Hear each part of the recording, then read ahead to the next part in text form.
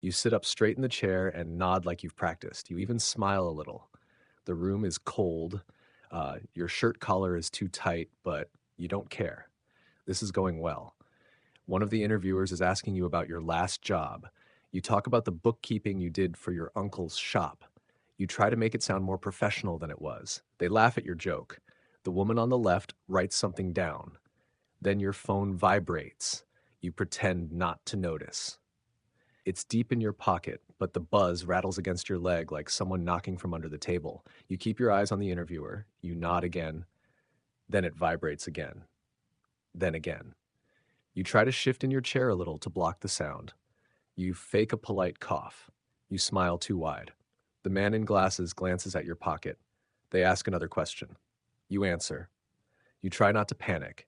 You throw in a line about how you're very focused under pressure. That's a lie. You feel like throwing the phone across the room. The fourth buzz comes, then it stops. You think you're free. You try to breathe again. Then the message drops. You peek at your lap. Just for a second, you tilt your phone just enough to see the screen. It's from an unknown number. This is about your brother. Please pick up. That's all it says. You don't move. You don't blink. You already know who it means. You have one brother. One problem. The kind of brother who makes life feel like a constant riddle you never get to solve. He's not evil. He's just a thief. A clumsy one. The type who steals phones and forgets to put them on silent. The type who once tried to sell fake concert tickets to a policeman. You've lost count of the times he's called you crying and then laughed 10 minutes later. He says he's changed. Every time he says it, it sounds less believable. You told him not to call you again unless someone was dying. Now someone might be dying. The woman is still smiling at you. You don't know what she just said. You nod again and pray it was a yes or no question. You look back at the phone. No new messages. Just that one line. You think maybe it's just another trick. Maybe he's in a fight. Maybe he owes someone money again and wants you to bail him out. Or maybe he's actually hurt this time. But this job, this interview, it's not just any job. You've been looking for 2 years. You've handed out so many CVs you could build a roof with them. This is the first time they actually called you back. You even got to drink cold water from a glass with a lid. You can't afford to mess this up. If you walk out now, it's done.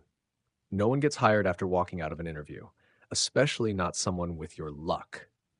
But if you don't pick up and something bad really happened, then what? What kind of person are you? You think about the time he fell off a motorbike and didn't call anyone but you. You think about the night he sat outside your window in the rain just to apologize. You also think about the time he pretended to faint in church just so he could sneak someone's wallet. You think about how tired you are. Tired of being the responsible one. Tired of always cleaning up after him. Tired of choosing between your future and his mistakes.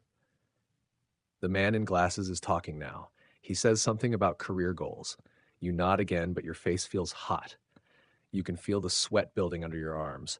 Your heart is no longer in this room. It's standing outside with your brother, wherever he is. You can still fix this. You can still ignore the message. You can focus, finish the interview, maybe even get the job. You could buy your own things. Move out. Start clean. Werge, you could finally stop lying to your aunt about where the money went. Or you could pick up. You could step out and hear something awful. Or maybe something stupid. Maybe he just wants money for weed and is using fear to get it. You don't know. That's the problem. You never really know. They ask the last question.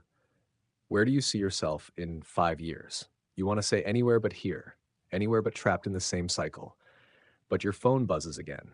You don't look at it. You just stare at the wall behind the interviewers. It has a picture of a woman in a hard hat smiling at a construction site. She looks calm. She doesn't have a brother like yours. They're waiting for your answer. Your hand is still near your pocket. You can feel the phone against your thigh. Warm now. Like it's alive. Everything is quiet. What do you do?